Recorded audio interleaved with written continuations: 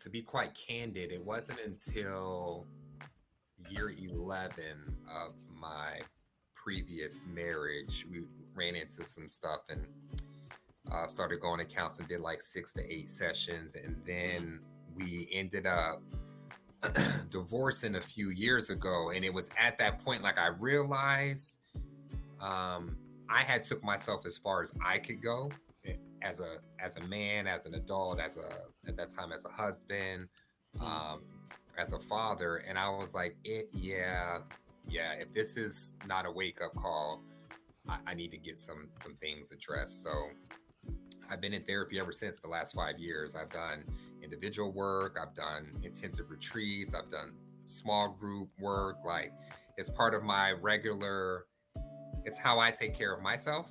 right. Because I think we're it's so funny, man. It's like I just had this conversation with my partner last night. I was like, "Hey, listen, I'm just about trying to be the best version of myself."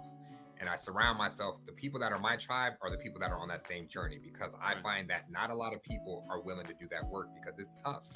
Yes, it Um, is. Especially when you have like experiences like similar to me, and it doesn't lessen or like make mine better or more traumatic than somebody else's, but like there is some stuff that I know it's a direct effect. It's a direct result. The research is Yeah. out there of my upbringing that, I did a good job of staying away from some of the outcomes, but there was Right. some internal stuff that I did not do a good enough job, and I didn't have the tools that I thought that I had.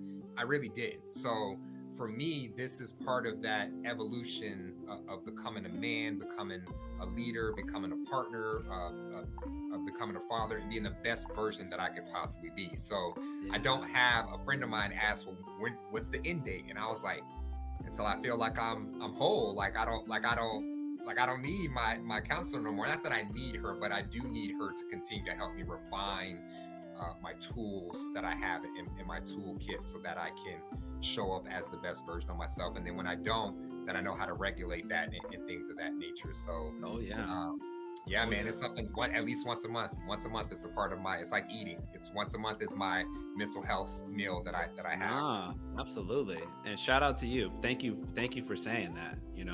Number one, these discussions that we're having, these aren't always easy things to discuss. It's never lost upon me when we choose to share. Because again, to our points of what we were talking about earlier, a lot of this is considered taboo because we're not raised to have these types of open dialogues. So I really respect and appreciate you for even saying that. And of course, your endorsement of therapy, because a lot of us, not because therapy fixes everything, but it does allow you the space to truly reflect introspectively and consider what are some of the things that you've gone through, that you've experienced, that may be shaping and affecting your reality in this present moment. And sometimes we don't, or not sometimes, and a lot of times we're not allowed or give ourselves a space to address them.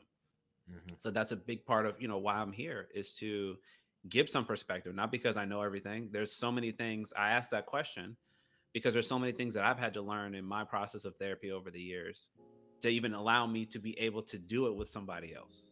Because Right. I had so much stuff going on because of what I had to deal with growing up. I dealt with a lot of grief and a lot of loss early on in my life from a very, very young age. So, like, that certainly played a big role in how I saw the world and can make you bitter and aggressive and angry. And so, learning how to manage that, how to cope with that, how to regulate, very, very important. Yeah. And so I really respect what you said there. I hope any man, young, old, middle age, whatever, indifferent, would consider doing that simply because, like we said earlier, a lot of us are not given that space. So it's important to invest in ourselves. Give ourselves that space. If nobody else wants to be there for you or support you in that way, then give it to yourself. Yeah. If you come to somebody like me, not that it has to be me, but there are other providers out there, that you can find somebody in that space that will help you to learn how to navigate your emotions and what those traumatic and non-traumatic experiences were that you experienced through majority of your life, and possibly some connections with why you see the world the way that you do, with why you parent the way that you do, why Yeah. you've had the failed relationships that you've had. Not because it's always your fault, but it's important to reflect on them to understand where we can afford to improve and grow and evolve, as you said beautifully. And I want to encourage and promote that more.